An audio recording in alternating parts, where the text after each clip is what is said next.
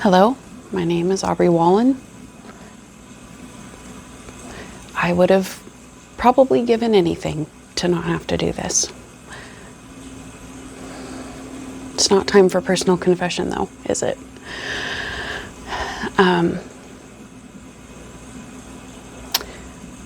Oftentimes, we find that it's very hard to control ourselves. So strange, isn't it?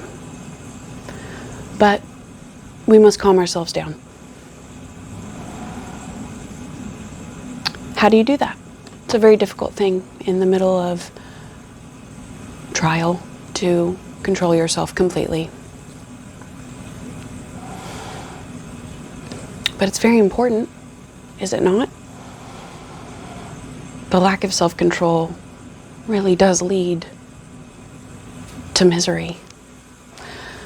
So, number one thing, you can't control what anybody else is doing, unfortunately, but you can't control yourself.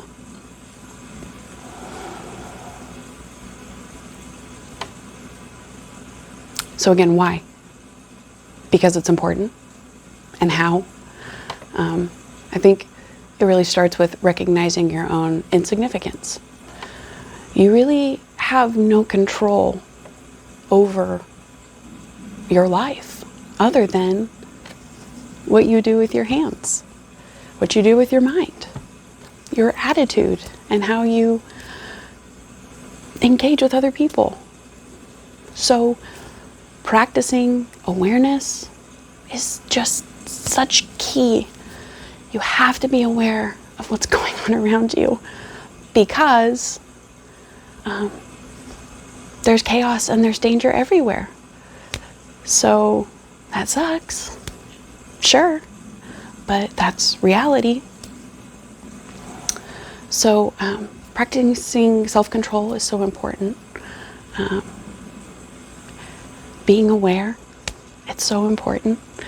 And the number one thing we can do to help ourselves is to just try to be as objective as possible and to be always seeking after the truth, no matter what that is, no matter how it may affect us, whether we think it's positive or negative.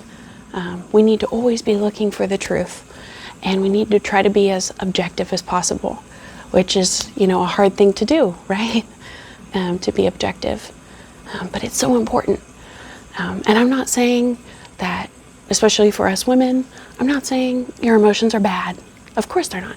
Your emotions are good, and they're a part of you, and that's wonderful. But being ruled by them is devastating for our households, and men as well, obviously.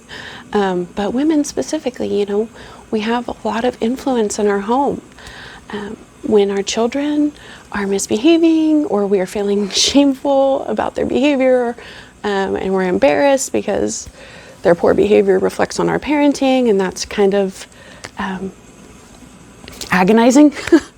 So when that happens, the temptation is to, react. And we really should control ourselves.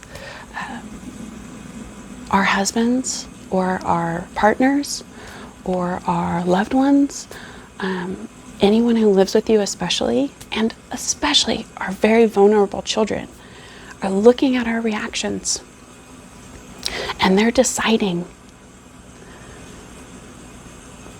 both actively deciding with their minds of how they're going to act, and then just kind of, I don't know if it's subconscious, but underneath, who they are is being defined in these critical early years.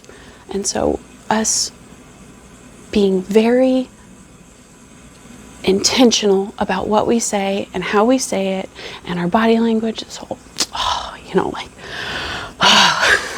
the rolling of the eyes, the staunch shoulders, the, looks, especially the mom to the young man or to the son. So controlling ourselves as women or as men is number one. Being objective, there is truth. the sun does rise and the sun does set, and we exist, and we are sitting here having this conversation, you and I, whoever you may be, and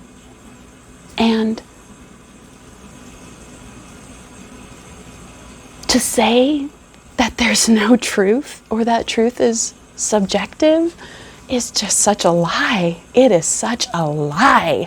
Oh my word, is that a lie? We are sitting here. This is happening right now. And nothing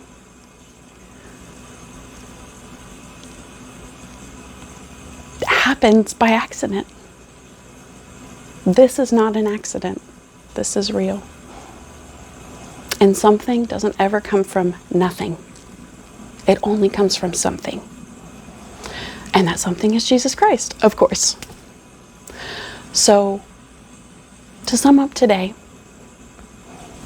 I'm so grateful for your time.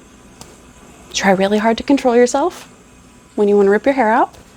Know that your emotions and how you handle yourself is influencing the atmosphere of your home and the atmosphere of your work, or wherever you are. Standing in line at the grocery store. What you do matters. Every second matters, because it adds up. So thank you so much for your time. Have a nice day.